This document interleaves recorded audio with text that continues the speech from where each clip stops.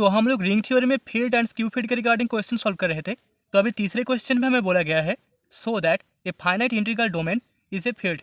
तो हम एक फाइनाइट इंटीग्रल डोमेन को एक फील्ड शो करना है। ओके, तो सोल्यूशन में सबसे पहले हम मान लेते हैं let D be a finite integral domain. तो डी को हम एक फाइनाइट इंटीग्रल डोमेन मान लेते हैं, finite integral domain. Okay, and यहाँ पर n नंबर ऑफ एलिमेंट्स है। Let D contain n number of elements, n number of elements which are a0, a1, a2 and so on an-1। इन elements में से, इन n नंबर ऑफ एलिमेंट्स में से of which a0 is the zero element. यहाँ पर a0 को हम जीरो एलिमेंट मान रहे हैं इंटीग्रल डोमेन D का, is the zero element. Okay, so हम बोल सकते हैं D will be a field if we can prove that each of the elements a1, a2 and so on an-1 are unit in D। यहाँ पर a0 हमारा zero element है। अभी zero element को छोड़ के बाकी जो n-1 नंबर ऑफ एलिमेंट्स है, that is a1, a2 and so on n-1, इन सभी को अगर हम यूनिट दिखा दे तो हम प्रूव कर सकते हैं कि जो D इंटीग्रल डोमेन है वो एक फील्ड है, क्योंकि हमें पता है फील्ड में सिर्फ जीरो एलिमेंट को छोड़ के बाकी सारे एलिमेंट्स यूनिट होता है। ठीक है, एंड इंटीग्रल डोमेन का मतलब है नॉन ट्रिवियल कॉम्यूटेटिव रिंग। सो तो पहला पार्ट तो पहले से ही है, यहाँ से हमें बस इनको यूनिट दिखाना है, इन n-1 नंबर ऑफ एलिमेंट्स को यूनिट दिखाना है D में। तो अभी हम लोग मान लेते हैं let a1 be not the unity in D and let us consider a1 के साथ बाकी सभी एलिमेंट्स का जो प्रोडक्ट है a1.a1, a1.a2 and so on a1.an-1 belongs in integral domain D। Okay, so हम बोल सकते हैं since D is an integral domain ID, so D contains no divisor of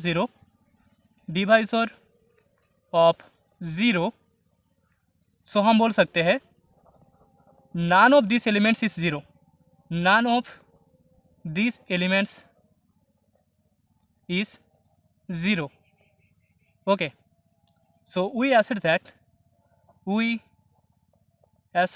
that these all are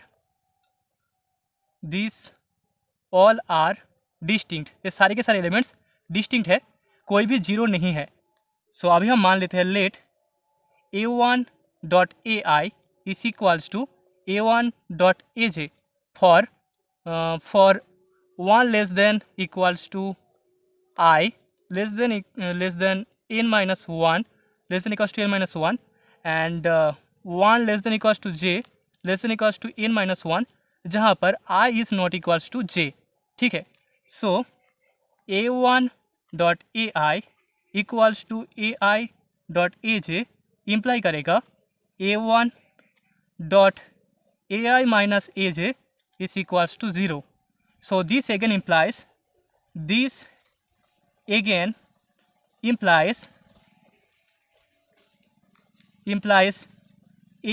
is equals to aj, क्योंकि हमें पता है a1 is not equals to 0, a1 zero element नहीं है, हमने देखा था सिर्फ a0 जीरो एलिमेंट है, a1, a2 and so on an-1 zero element नहीं है। तो यहाँ पर ai इक्वल्स टू हमें aj मिल जाएगा।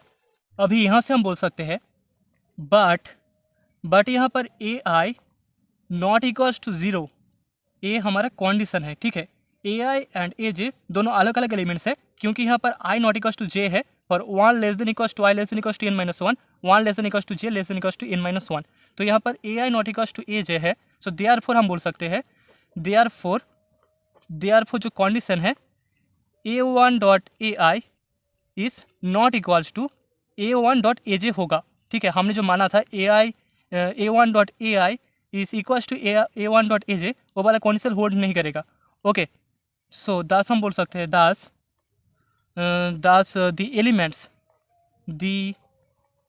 Elements a1.a1, a1.a2 and so on a1.an-1 are n-1 distinct non-zero elements, distinct non-zero elements of D। So then हम बोल सकते हैं इन डॉट प्रोडक्ट में से कोई एक एलिमेंट इस इंटीग्रल डोमेन में यूनिटी होगा। So one of this must be the unity I in the integral domain I D D. Okay, so हम मान लेते हैं let a1.ap is equals to I. Then हम बोल सकते हैं then a1.ap is equals to a1.ap is equals to ap.a1 is equals to I. Since D is a commutative ring, D is a commutative ring, क्योंकि D एक integral domain है। हमें पता है इंटीग्रल डोमेन का मतलब होता है नॉन ट्रिवियल कॉम्यूटेटिव रिंग, जहाँ पर डिवाइजर ऑफ जीरो एग्जिस्ट नहीं करता। सो यहाँ पर since D is a commutative ring, तो हमें a1.ap equals to ap.a1 equals to unity I मिल जाएगा। Okay, this imply this shows that a1 is a unit in integral domain D। तो यहाँ पर हमने a1 को इंटीग्रल डोमेन D में एक यूनिट शो कर दिया। ओके, सो देयरफॉर हम बोल सकते हैं हमने शो कर दिया a1 is the unity in D and also a1 is a unit in D। a1 element को हमने D में यूनिटी भी शो किया एंड a1 को D का यूनिट भी शो किया। तो हम बोल सकते हैं दस ईच नॉन जीरो एलिमेंट, जितने भी नॉन जीरो एलिमेंट है इस इंटीग्रल डोमेन D में, non zero elements of D is a unit providing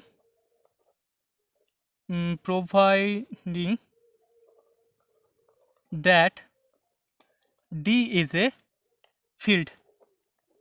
okay, so hence हम बोल सकते हैं hence every finite integral domain